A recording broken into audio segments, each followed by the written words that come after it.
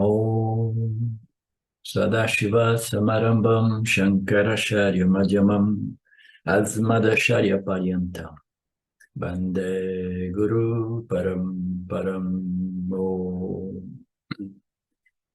Namastê. Então, nós estamos ainda no capítulo 6, né? Tem muitos versos nesse capítulo. E aqui, neste momento, o Krishna, né? Lord Krishna, ele começa a abordar um tema importantíssimo, né? Do ponto de vista filosófico, né? Uma das questões filosóficas mais debatidas, né? É a questão do livre-arbítrio, né? Existe realmente ou não existe, né? Ou nós vivemos, né, de acordo com, né, o destino realmente, né? Aquilo que acontece por acaso, aquilo que nós não temos nenhum controle, nenhuma participação, as coisas vão acontecendo. Então, para que fazermos um esforço espiritual, né? Para que tentarmos, né, fazer essas sadhanas de melhoramento, né, de preparação, né? Para que tudo isso, né? Se no final das contas, até mesmo se eu me torno um Jnani, ainda assim eu não tenho nenhum controle sobre os eventos da minha vida, né? Eventos difíceis, eventos, né, adversos podem ocorrer, né, e ocorrem, né? Então a vida é feita de prazeres e dores e até mesmo os ianes não têm controle sobre isso. Então vem a questão, então qual é o ponto, qual é o benefício, qual é, né, o objetivo de fazermos esse trabalho espiritual, né? Essa busca espiritual, né? E as escrituras do Vedanta, elas categoricamente, elas exaltam, né? Elas afirmam veementemente a importância do livre-arbítrio, né? Porque somente através desta possibilidade, desse poder, dessa capacidade de escolher, determinar, discriminar, decidir, né? É que nós podemos né, conduzir as nossas vidas, né? Eu costumo dizer, né? A experiência humana é tal que é dita ser uma bênção, um nascimento mais elevado, mas não é garantido que nós possamos nos elevar acima do reino animal, né? Numa encarnação humana, porque a gente pode, né, declinar e voltar para uma encarnação de um inseto ou de uma barata, que é uma das encarnações que o Felipe tem mais medo de encontrar pela frente, né? Quem que não tem, né? Então, o que vai determinar, né, se eu vou voltar a ser barata ou se eu vou me tornar um santo, né? Se eu vou me tornar uma grande entidade, né? Sábia entidade, né? Com compaixão, com empatia, com amor e com autoconhecimento. Então, o que determina isso? Não pode ser o acaso, né, Mariné? Se fosse o acaso, nós não estaríamos fazendo nada disso. Se fosse o acaso, ninguém, em qualquer que seja o círculo espiritual ou religião, não estaria tentando fazer um esforço de melhoramento pessoal, porque diria, não, tudo ocorre na loteria. É uma loteria, é uma causa, é um acaso. Você tem que ter o quê? Sorte, né?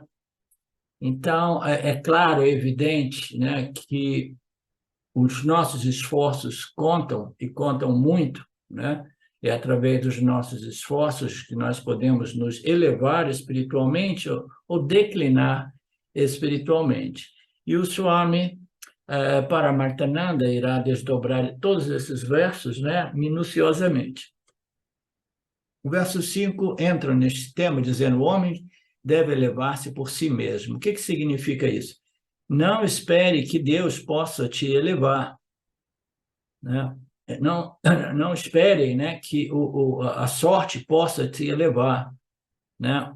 Ou uma bênção, né?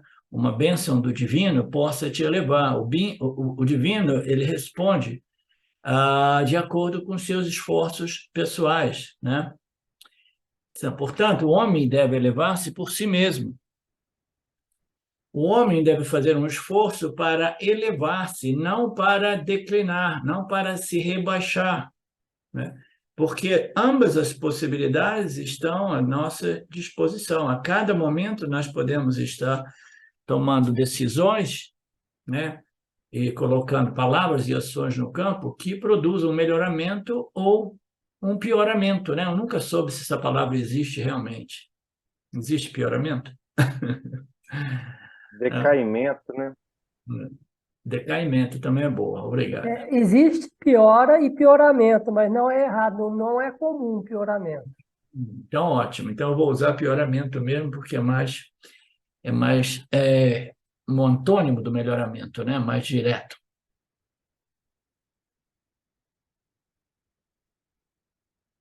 E ele diz: não se deixe piorar, né?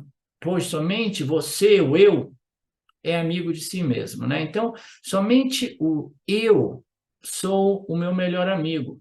Mas aí ele continua no verso dizendo: e somente o eu que existe dentro de você é o seu pior inimigo, né? Aquela expressão: você é o seu melhor amigo, você é o seu pior inimigo, né? Então, cabe a nós transformarmos este ahamkara, né? Este eu, né? Esta construção corpo-mente, este jiva atma, essa consciência humana, né? Que é integrada com os três corpos, né? Portanto, é o complexo corpo-mente-sentido, né? Cabe somente a nós, o jiva atma, né? Fazermos desse instrumento de experiência barra conhecimento o nosso melhor amigo, né? Faz sentido, Felipe? Faz sentido, né? Tem o Felipe Fagundes também, bem-vindo. Então, cabe a nós. Então, é um verso de introdução à importância do livre-arbítrio, né? E eu não vou desdobrar mais, porque eu não quero pular, né? Antecipar coisas que o Swami, de modo brilhante, gradualmente, né? Sistematicamente, né? Ele vai apresentando, né? Então, nós vimos, né? Nos primeiros capítulos, né? Os primeiros versos do capítulo 6, que o Krishna estava falando sobre as disciplinas generalizadas, que nada mais é do que o Karma Yoga, que irá melhorar o nosso complexo corpo-mente, né? Que irá produzir uma equanimidade mental, né? Um equilíbrio mental, uma força mental, né? Uma capacidade de discriminação melhor, né? Vai cancelar essa tendência humana de antecipar e se preocupar com o futuro, né? Então, basicamente, o Krishna enche a bola do Karma Yoga e diz: você precisa do Karma Yoga, né, para produzir o exercício, né, adequado e inteligente do seu livre-arbítrio, de tal modo que você possa ser o seu melhor amigo e não o seu melhor inimigo, né? Então, tudo o que nós podemos obter depende de nós.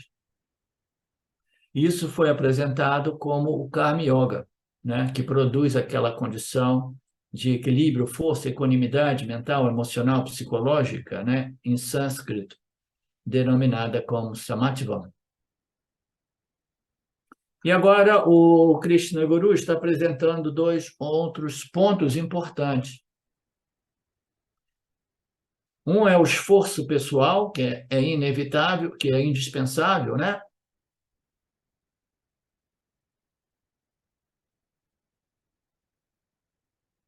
E o outro, vamos ver o que é o outro, está apresentando mais dois sadhanas importantes.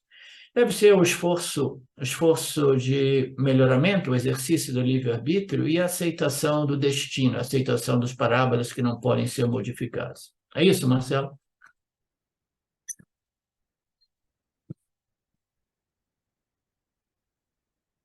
Esforço e o livre-arbítrio.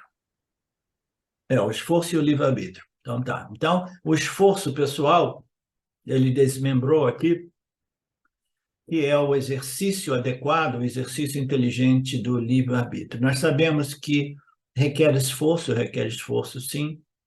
Se não fosse necessário esse esforço, né? Então todos nós seríamos pessoas altamente dármicas, né?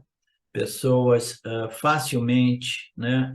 Alinhados, né? E puros, né? porque nós nos adequamos às leis que regem o campo dármico, né? Mas nós sabemos que requer um esforço enorme nós nadarmos contra a corrente desta ignorância cósmica universal, né? Então, o esforço para o melhoramento é absolutamente necessário, né?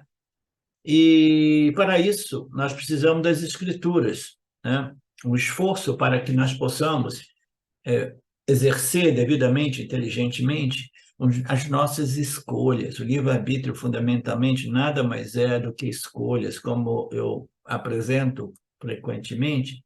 As nossas escolhas, elas são quase que invariavelmente fundadas no que eu quero e o que eu não quero, do que eu gosto e o que eu não gosto, né? Então, são os nossos quereres e não quereres que conduzem as nossas escolhas, em geral, né? Então, quando nós começamos a crescer, nós entramos no mundo do Vedanta, né? Nós começamos a fazer as nossas escolhas de acordo com as leis de Ishvara que regem o campo dármico, né? E, naturalmente, requer um grande esforço, uma grande força, uma grande disciplina, né? Porque o ser humano, quando ele quer o que ele quer, e ele quer muito o que ele quer, né? O que ocorre? Ele quase sempre ele viola, né, as leis do Dharma, ele vai quebrando essas leis, né? Ah, ninguém vai ver, ninguém vai saber, né? Ah, só uma vez, né? Tudo bem, né?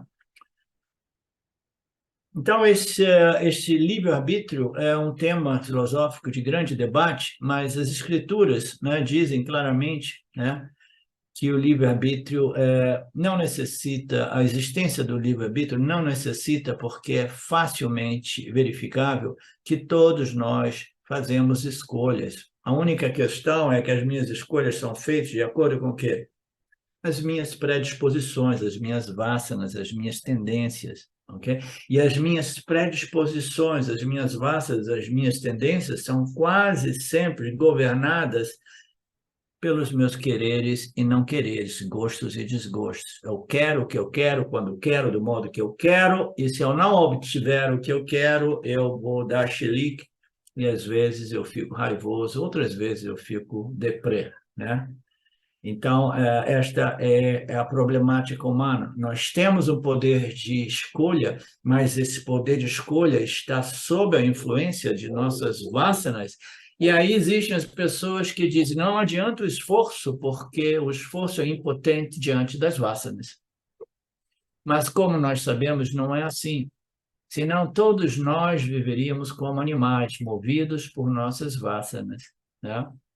Mas nós sabemos que o ser humano, né, existe em diversos graus de elevação, né, nos quais, né, alguns seres são extremamente puros e divinos, né, em total observação do Dharma, e outros seres são realmente mais como animais, né?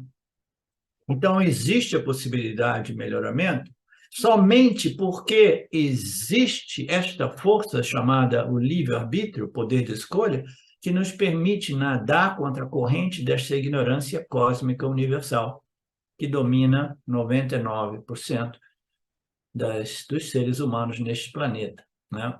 Ou mais.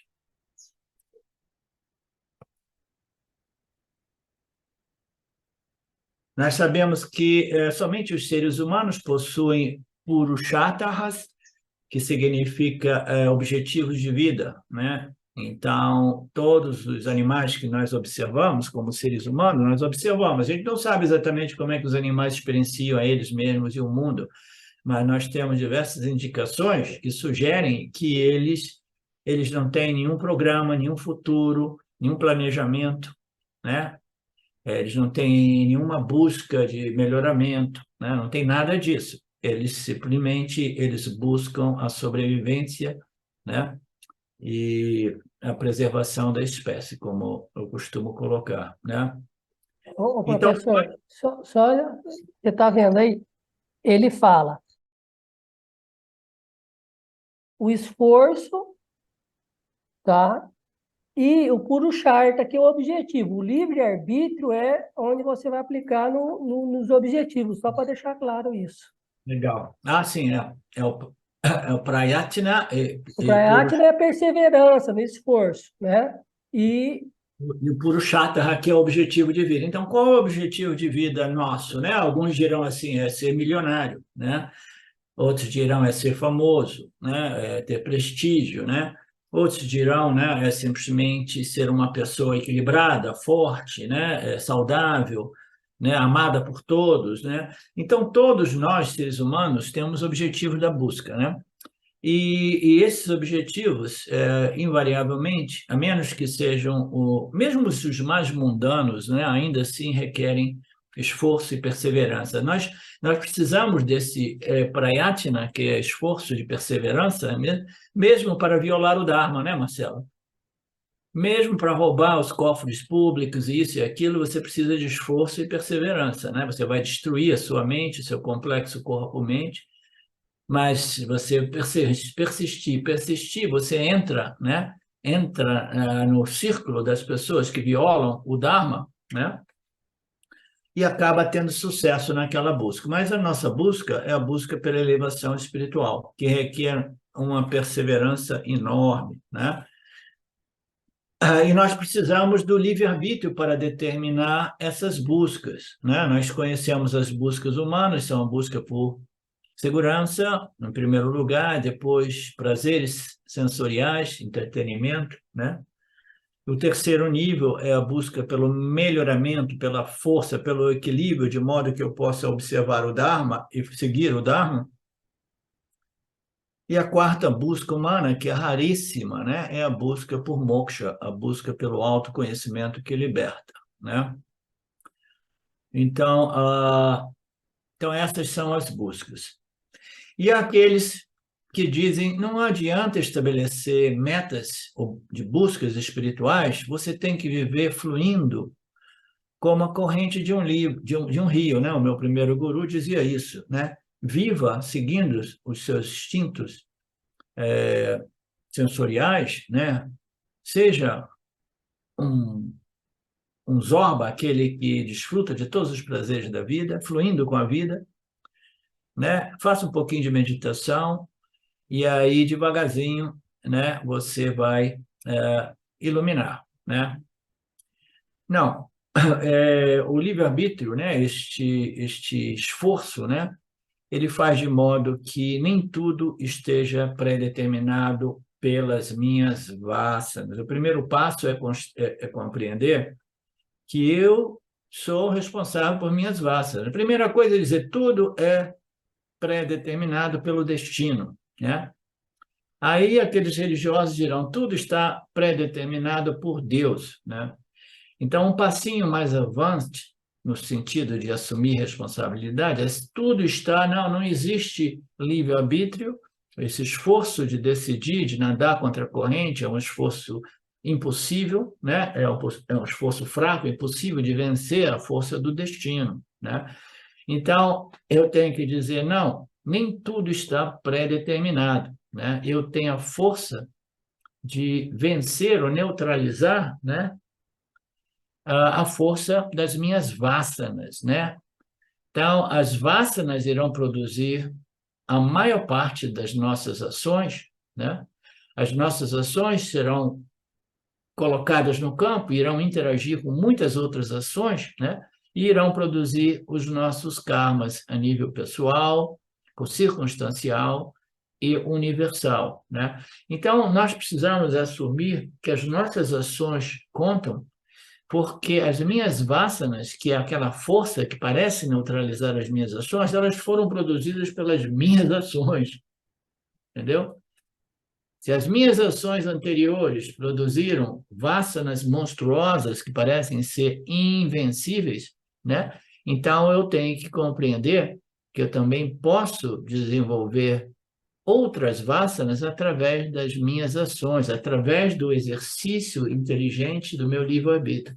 Eu costumo dizer que o único exercício real do livre-arbítrio, né? Porque se a gente pensar que não, a gente está pensando que tem livre-arbítrio. Tem um estudante, amigo meu, que tem essa discussão comigo de novo e de novo. Agora ele diminuiu, mas ele diz, não tem porque são as vassanas que estão decidindo, ok? Mas as vasanas, elas sugerem, elas propõem, elas nos pressionam, né? Elas, né, colocam pressão no nosso intelecto, mas o nosso intelecto tem sempre aquela luz, né, de sattva que nos permite decidir e dizer: não, Vasana, você já me criou muita encrenca, né? Eu não vou ceder desta vez, tá? Eu vou simplesmente fazer diferente, né? Eu já não vou mais seguir esta caminho, porque eu já estive lá, já fiz, e eu sei que não me eleva espiritualmente, né? Então, nós temos que compreender que as nossas ações, elas criaram as vasanas parecem ser tiranas, ter poder total sobre nós, mas do mesmo modo que ações passadas produziram determinadas vasanas, as ações de agora irão produzir vasanas que irão neutralizar as vasanas, né? Quando a gente diz nós precisamos de cultivar e desenvolver vasanas fundadas no Dharma, fundadas no autoconhecimento, vasanas espirituais, vasanas de sabedoria espiritual, né? Por quê? Porque ela irá gradualmente cancelar a pressão daquelas vasanas que estava condicionando o meu destino e que pareciam ser invencíveis, mas não são invencíveis. Então, eu costumo dizer que o exercício do livre-arbítrio só realmente inicia, né, na experiência humana, quando o indivíduo ele decide de conformar as suas decisões, palavras e ações com as leis do Dharma.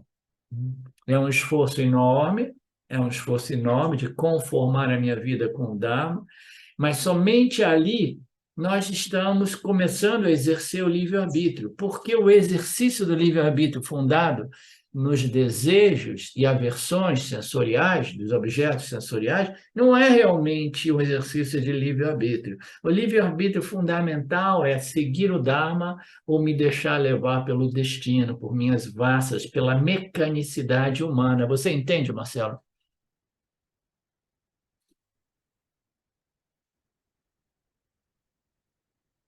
Portanto, as escrituras do Vedanta jamais apoiam o fatalismo das pessoas, né, que acreditam que tudo já está escrito na pedra e que nós não temos nenhum poder de modificar o nosso destino. As pessoas não entendem bem e se tornam negativas, né, e falam sobre o fatalismo.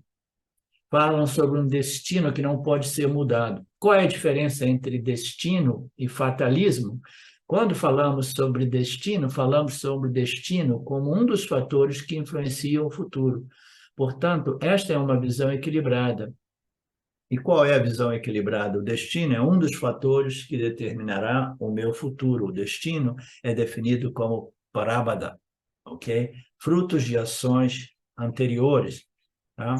Então, nós temos uma montanha de ações passadas que produziram vasanas que estão produzindo o meu prarabdha, né? Então, o prarabdha está chegando, né? E eu posso dizer, isso é destino, isso não pode ser modificado, mas o Vedanta diz não, né? O seu prarabdha é um dos fatores, né? E aqui nós estamos falando sobre prarabdha karmas, né? Vasanas que chegam, né? E chegam com uma força tão grande, porque elas são frutos de ações, de ignorâncias, né? Colocadas no sistema anteriormente. Essas vasanas, quando elas chegam, né? Elas me dão a impressão de fatalismo, né? Uma fatalidade, não tem nada o que eu posso fazer. E as escrituras dizem, não, o seu prarabdha é um dos fatores, mas a cada momento de nossas vidas nós temos o reflexo da consciência brilhando por causa desse elemento sattvaguna, né? A energia de clareza, a energia que nos permite a faculdade de determinar, discernir, né? E redirecionar nossas vidas através, né, de ações contrárias ou ações corretivas a respeito do prarabdha karma. A gente, quando recebe um prarabdha, a gente recebe o prarabdha, aí a gente fala assim, tudo bem, eu sou impotente, ou eu começo a dizer, não, eu vou nadar contra a corrente, eu vou começar a estabelecer outros pensamentos e ações que possam cultivar e desenvolver destinos melhores, né? Então, o destino, né, é diferente do fatalismo. O destino é visto como parábola, né? E quando o parábola chega, nós temos a possibilidade de, primeiro, administrar o parábola, né? E, segundo, implementar mudanças, né? Que imediatamente, simultaneamente, começam a mudar o meu parábola. Se nós temos um parábola adverso, um parábola muito difícil, né? Então, imediatamente a gente lembra do Karma Yoga, a gente imediatamente, né, assume aquele equilíbrio, aquela força de aceitar os resultados, né, que são resultados, são frutos de muitas ações anteriores que interagiram com o campo, produzindo, às vezes, karmas coletivos, né, parábolas coletivas. Então, ali só eu já começo a neutralizar esse parábola, porque eu já estou desenvolvendo, ou já desenvolvi, equanimidade, samatvam, eu sei receber o parábola já não me derruba como antes, entendeu? E eu já não me sinto mais vivendo, né, escravo da tirania do meu parábola, porque eu sei o parábola, eu contribuí para ele através, né, das minhas ações, mas agora eu desenvolvi samatvam e eu posso receber esse parábola, né, com equilíbrio, com compreensão, assumindo as minhas responsabilidades, mas, ao mesmo tempo, redirecionando a minha vida, né? Neutralizando os efeitos desse parábola, né? A atitude saudável é ver que o destino é um dos fatores, o parábola é um dos fatores, mas não é o único fator. Então, se o destino é um dos fatores, se o parábola karma é um dos fatores, né? Então qual é o outro fator? O nosso esforço, né? O nosso exercício, né, do livre-arbítrio, que é um esforço enorme para, se possível, modificar aquele parábola e, se não for possível, recebê-lo com elegância, recebê-lo com força, com equilíbrio, né? O destino, o Vedanta diz que o destino nada mais é do que o parábola, né? Mas o que afirmamos é que o destino não é somente um fator, né? Nós temos, a cada momento, o exercício do livre-arbítrio à nossa disposição, e se nós o exercemos de forma adequada, seremos capazes de neutralizar a força ou minimizar a força do destino e começar a modificar esta tendência, este parábola, essas vasanas, né? E direcionar nossas vidas, né, para circunstâncias melhores. Assim, nós iremos reduzir, minimizar a intensidade do parábola. Através de quê? Do nosso livre-arbítrio. Senão, nós estaríamos vivendo puramente mecanicamente, né?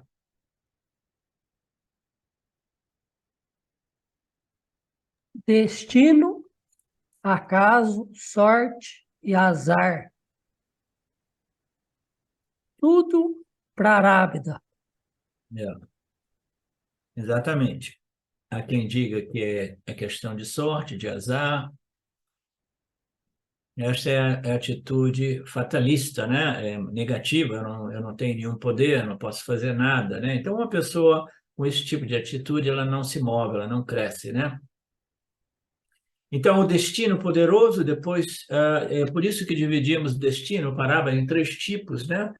Em outros textos, nós fazemos a mesma análise, visto do ponto de vista de vasanas, que eu já comecei a introduzir na minha exposição aqui. Existem três tipos de parábolas, né? Condicionados por três tipos de vasanas, né? Aquelas vasanas poderosíssimas, as vasanas médias, né? E as vasanas fraquinhas, que a gente não precisa de muito esforço para administrá-las, né?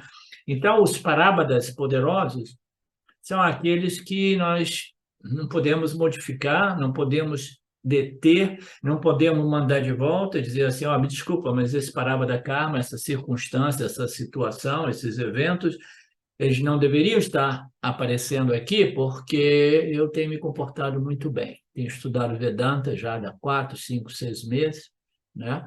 Então, esses parábolas têm algum erro no sistema Ishwara aqui, né? Então, aqueles parábolas mais fortes, aqueles que a gente não gosta, né?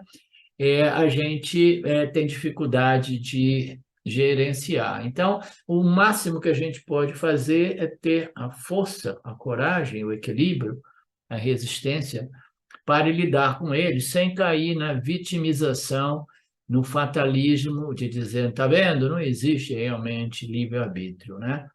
Porque eu não escolhi essa situação, eu não escolhi essa doença terminal, eu não escolhi isso, eu não escolhi aquilo, né?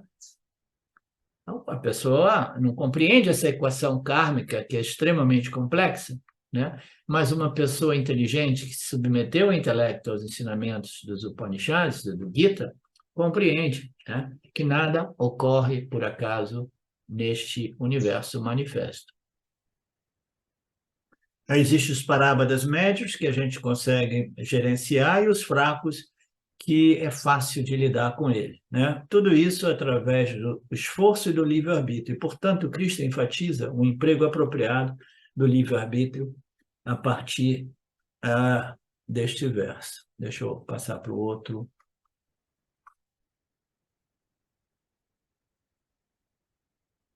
Vocês têm aí o texto?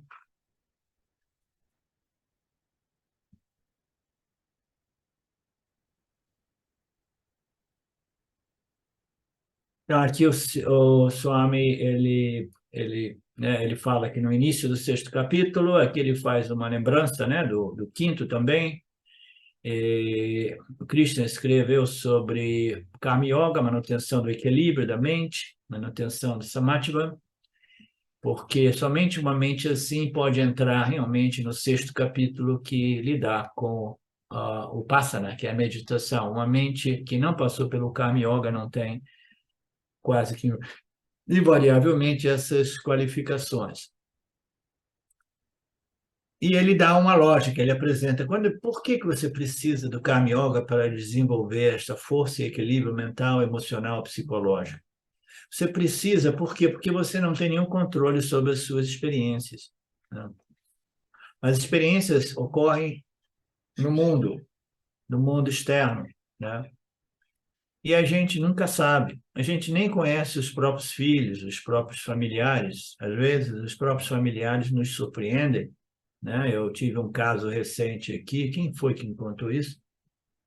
Eu esqueci, mas a pessoa quebrou fundamentalmente porque o irmão roubou o dinheiro da empresa, entendeu? E fez falir uma empresa de família. Então, como é que você poderia imaginar, né, que o seu irmão pudesse fazer isso? A gente não tem controle sobre o comportamento dos outros. Então, é uma caixinha de surpresa a parábola, né? E a gente está lidando com o mundo. Aí as pessoas dizem, é melhor virar um sannyasi e morar no ashram, né? Viver lá no Gurukula, né? Porque ser um grihasta é realmente desafiador. O mundo é incontrolável, imprevisível.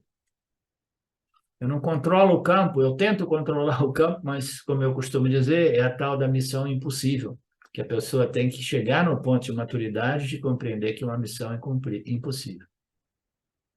Então, você precisa do Karma Yoga, né? Esse método Karma Yoga permitirá que você desenvolva essa força e equilíbrio mental, emocional, psicológico para lidar com as adversidades, com as surpresas da vida, né? As surpresas negativas da vida.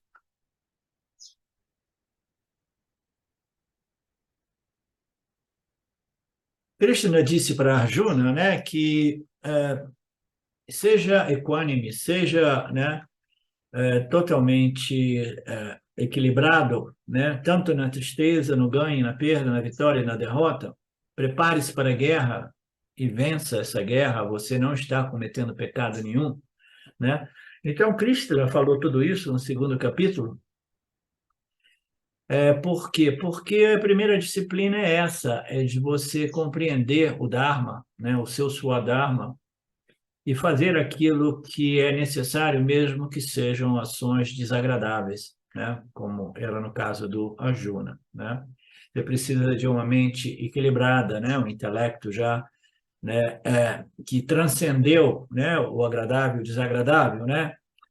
E, e também queremos dizer que uma mente equânime é uma mente que experimenta os menos picos, né, de emoções violentas ou depressões violentas, né? Depressões é ausência por total de emoção humana, e uma emoção violenta quase sempre é carregada de muita raiva, né? Muita frustração, né? Então, nós precisamos do equilíbrio para a gente não reagir violentamente, emocionalmente, né? Perdendo o nosso equilíbrio, né?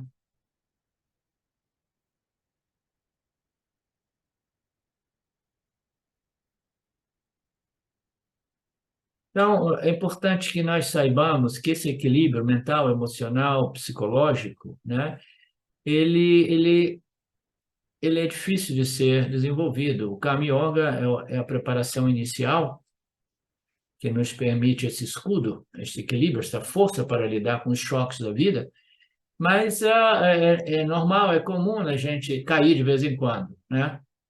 Então, às vezes, esses choques podem derrubar o indivíduo, né, um vedantino, mas o vedantino se levanta rapidamente, né?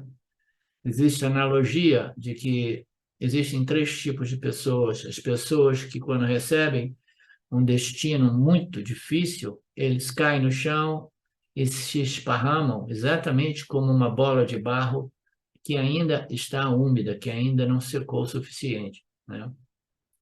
Aí existe um outro tipo de pessoa representado por uma bola de barro, né, que já passou o seu tempo, devido tempo no forno, ficou dura como pedra, ela cai e ela não se esparrama, né? Então, é um indivíduo que tem mais força, equilíbrio, né? Ele cai, mas ele não se esparrama, né? E aí existe o terceiro tipo de pessoa que pode encontrar um destino muito pesado, muito difícil, muito adverso, mas a pessoa é mais como uma bola de borracha, ela cai e pula, levanta imediatamente, entendeu? Então, são analogias para descrever os tipos de personalidades, né, com base nesta força, neste equilíbrio mental, emocional, psicológico derivado deste crescimento espiritual, né?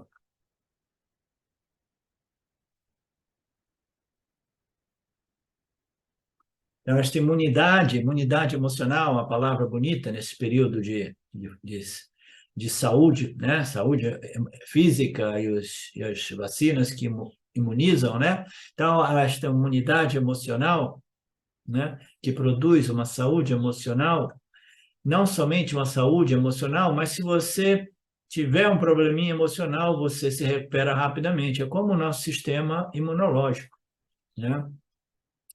Eu acredito no meu sistema imunológico, acima de tudo, né? Se eu pego um vírus ou uma doencinha, eu tenho que contar com ele, eu sempre contei com ele, né? Então, se o seu sistema, se a sua imunidade é boa, você pode até pegar, ficar doente um pouco, mas você supera tudo isso e desenvolve ainda mais imunidade, né?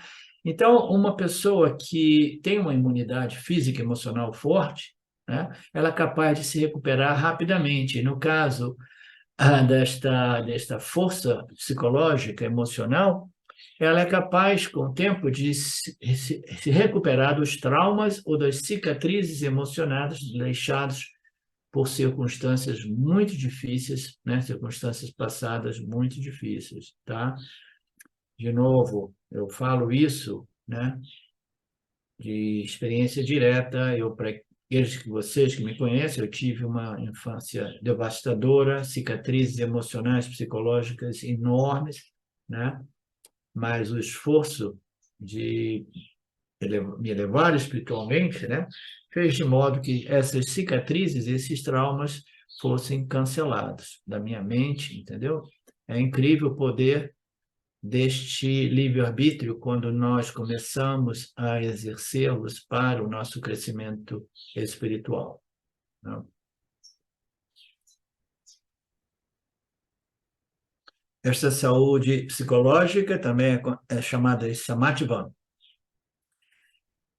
Ela é o subproduto do Karma Yoga, né? a ajuda, o papel principal é desempenhado pelo próprio Senhor Ishvara. O Senhor nos dá a segurança, este samatva, essa saúde psicológica, emocional, mental, ela é derivada da compreensão do Criador Ishvara, né? Na medida que nós compreendemos ele ser realmente aquele que nos devolve, né, os resultados dos nossos karmas, né? É o karma palam data, aquele que nos concede os resultados de nossas ações. A importância de compreender este Senhor, o Lorde do Universo, como a totalidade de todos os fatores, né, que corroboram para o meu destino, né? A compreensão de que eu não tenho controle realmente sobre o meu destino, né? Isso vai produzir o quê? Samatva, né? Foi visto no capítulo 4, no verso 4, foi visto que se nós compreendermos Ishvara, nós iremos fazer o quê? Nós iremos renunciar às expectativas, né, do meu destino, as expectativas a respeito dos meus parâmetros, né? As expectativas são desejos vinculantes, vinculativos, né, que eu vou abandonando no altar da compreensão a respeito deste relacionamento entre eu, o Criador, e as leis que regem a criação. Você entende, Marinéia? Cada vez mais, né?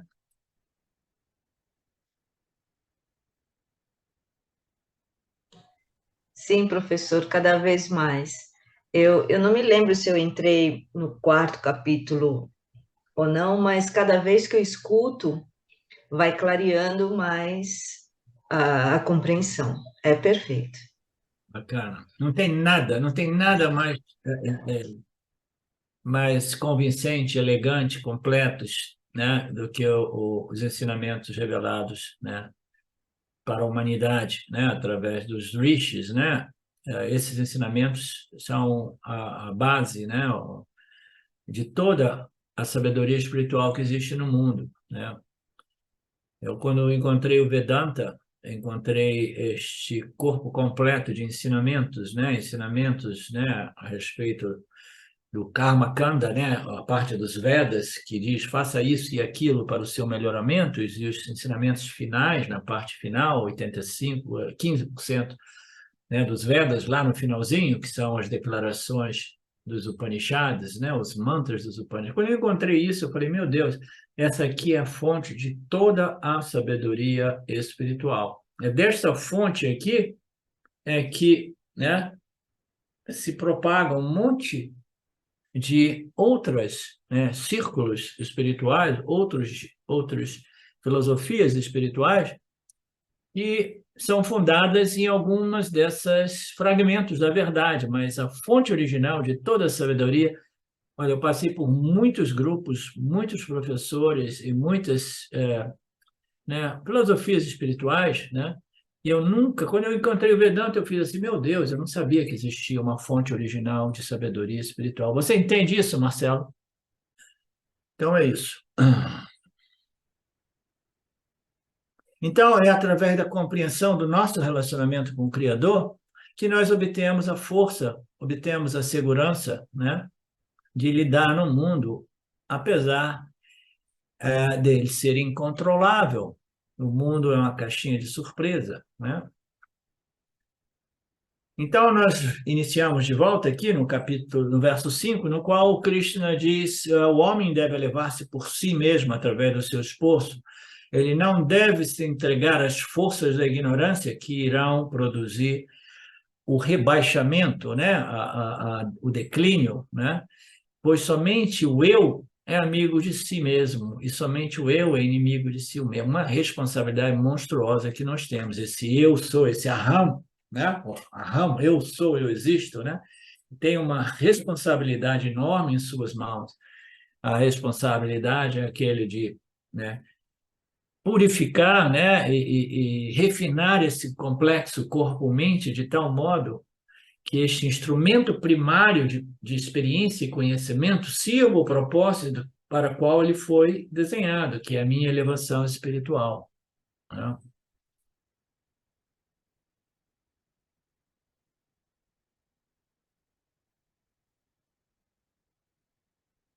Nós sabemos que no reino vegetal e animal parece que não existe realmente livre-arbítrio, né?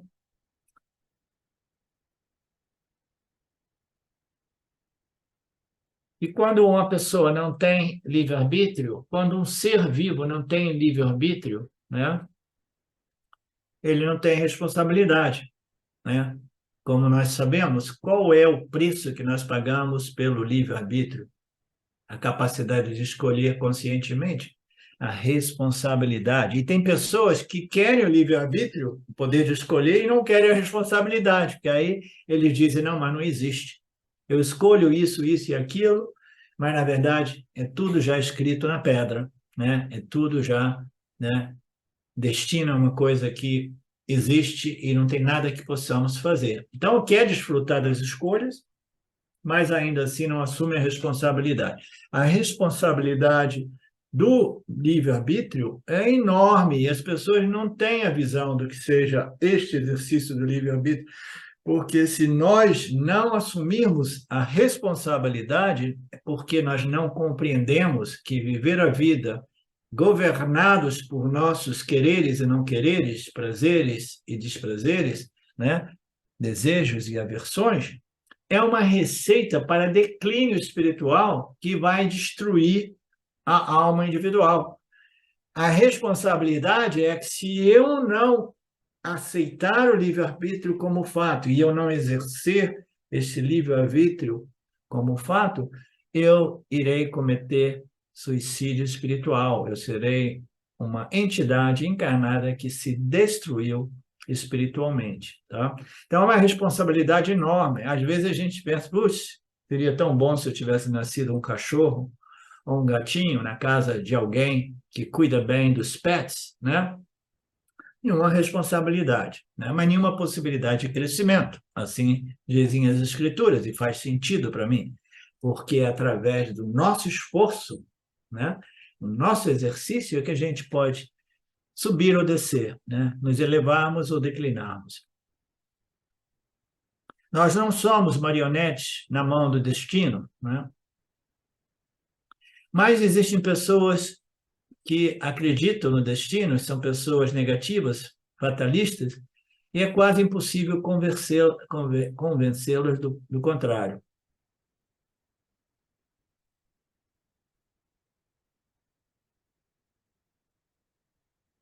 Né?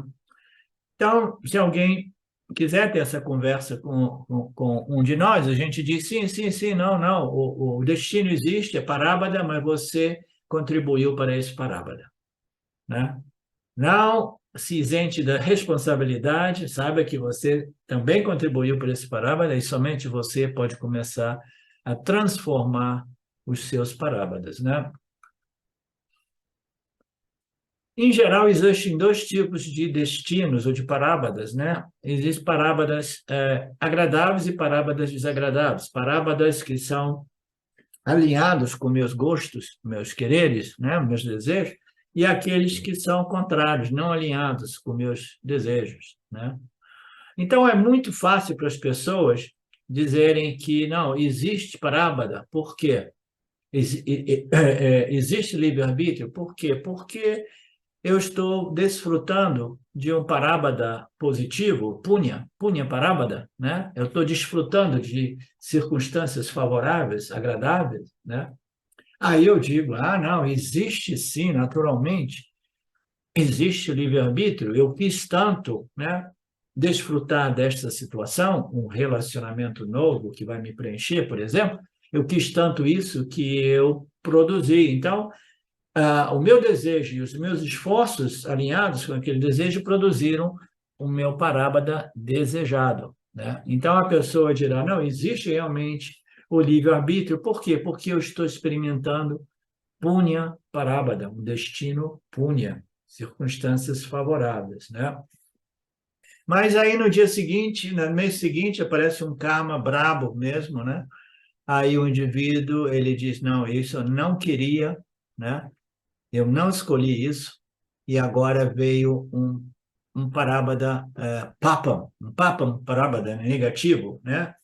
Aí eu diz assim, não, não existe destino, né? Então a pessoa está confusa, diz, não existe livre-arbítrio. Existe quando as coisas acontecem segundo os meus desejos e não existe quando elas acontecem contrariamente aos meus desejos, né?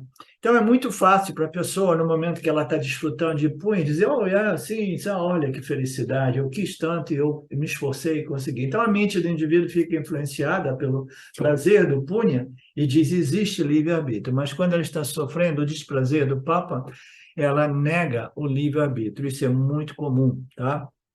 Então, O professor, o mesmo ego que se acha o fazedor e desfrutador, quando interessa, ele diz que ele não é o escolhedor, né? É um contrassenso isso. exatamente. É tudo conectado, né? O exercício do livre-arbítrio, né, é parte, né, do exercício humano, né, de estabelecer metas, né, propósitos de vida, né, buscas, né? Então, mas a compreensão do Karma Yoga é tal que o indivíduo ele sabe, eu determino, né, os meus objetivos, as minhas buscas, e eu sei que os meus esforços contam, são importantíssimos, mas ainda assim eu sei que existe uma infinidade de outros fatores operando no campo, de modo que eu não tenho expectativa a respeito do resultado, né? Então, eu sou fazedor? Não, o sistema vai fazer, né, essa interação entre as minhas ações e as outras ações colocadas no campo, né? E aí eu vou receber os resultados como praçada, né? Então, existe o livre-arbítrio? Sim e não. Existe sim, mas também o livre-arbítrio não é capaz de modificar o destino, porque o destino tem uma força, né? Um momento, uma força motriz, né? Que não somente foi criada pelas minhas ações, mas as ações do coletivo, né? Então, um dos pontos que o Swami Paramarthananda não colocou nessa exposição dele é que não é somente numa equação mais simples as minhas ações e os resultados, as ações do passado, mas existem ações de todo o coletivo, né? Ações de todos os seres vivos, né, operando neste campo, neste planeta, pelo menos, né?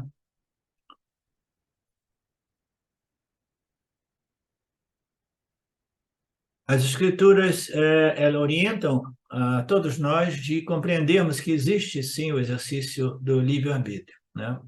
Mas as escrituras dizem também, mas existe também o parábara, que é o destino. Existem parábadas que não podem ser modificados, nós temos que simplesmente aceitá-los, ok? Então, existe o destino? Sim, mas eu jamais me isento da responsabilidade porque eu contribuí, né, também com este parábola, né? Por exemplo, assim, o planeta agora está, né, sendo destruído, a humanidade está acabando com o planeta, e isso e aquilo, né? É fácil a gente dizer alguma coisa, né? Mas é mais difícil a gente assumir a nossa parcela, por menor que ela seja, né, de responsabilidade a respeito de tudo isso, né? Então, o parábola, né, a nível coletivo, né, ele precisa ser visto como também parte integrante da minha responsabilidade. E os parábolas a nível pessoal mesmo, entendeu? Aqueles mais diretamente conectados com as minhas palavras, as minhas ações e os resultados que elas trazem, né? Essas são ainda mais facilmente identificadas como, né, relacionadas, né? Então, existe o livre-arbítrio e existe o destino, né? O destino é uma força que manifesta como o nosso parábada, né?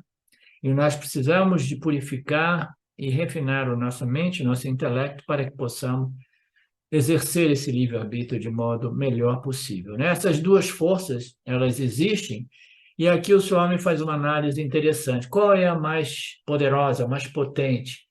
O destino, o parábada, ou o exercício do livre-arbítrio, né? E aí ele faz uma análise que é interessante, mas não é. Eu vou dar uma passada por ela, entendeu? Ele vai explicar que o destino, né? Ele é poderoso, mas ele não é uma força fixa, né? E aí ele vai apresentar o conceito de 3 tipos de parábadas, né? Que vai depender das intensidades, né? Das minhas ações passadas que produziram destinos, né? Destinos muito fortes, destinos médios, destinos mais administráveis. A gente vai ver isso tudo daqui a pouco, depois do nosso break. Om Purnamada Purnamidam Purnamudachyate Purnasya Purnamadaya Purnameva Vashishyate. Om Shanti Shanti Shanti Om. Namastê.